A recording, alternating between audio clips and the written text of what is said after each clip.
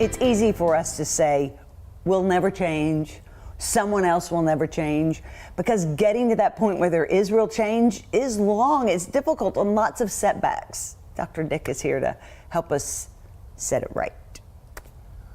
Right? Am I in fantasy world?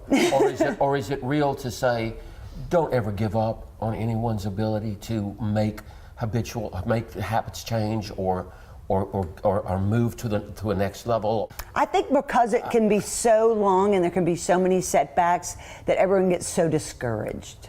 So how do we keep being encouraged when the signs are not pointing in that direction, either internally or externally? It's just that tendency to say, well, that's just the way I am, or that's just the way he or she is.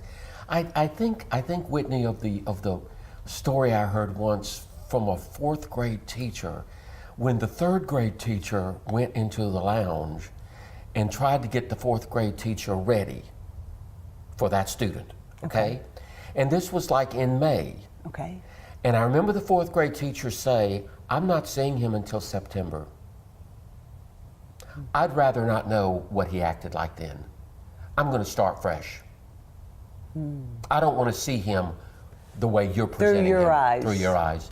That to me was a powerful statement of, wow, can we at least live with the possibility that there's redemption, that people can change, that we can, and that we can be open to that change. Because remember, we get accustomed to the way people act. True. And we're like, oh, you're not fighting with me.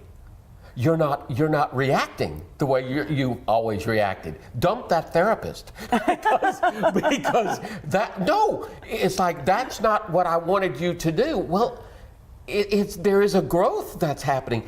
That's one of the reasons why I struggle so much with the death penalty, and I think I've shared that with you.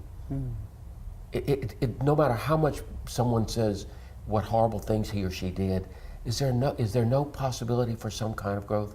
You know, I told you that I read somewhere, and I'm sorry I don't have it, but I know I read it. There was a primitive community that when someone in the community did something wrong or went against whatever their value system was, they brought them in a circle and loved on them. That's incredible. They didn't beat, they loved, instead of stoning them. They loved them back to life. Now, totally and optimistic or fantasy, I don't think so. I don't think so. Because again, when we shame someone, oh, I'm so disappointed in you, I keep thinking that you're going to get better, that doesn't work. Now, boundaries, consequences, sure. Sure. Absolutely. If I can't seem to get the speed limit, I deserve 5 tickets, and I should start paying the auto insurance. If I'm... Well, yeah, when you see couples, and let's say that they've seen you for a year or two, and really nothing much has changed. Either is communicating better, maybe they're both still not unstuck from whatever place they were in. What do you tell them?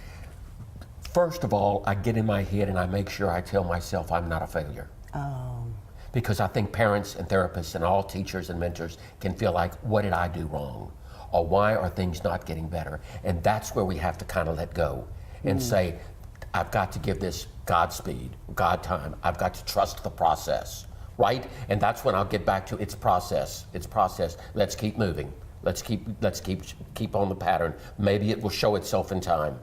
And maybe all I can do is kind of humor you because I believe in you. I believe you can do it. I can give you options.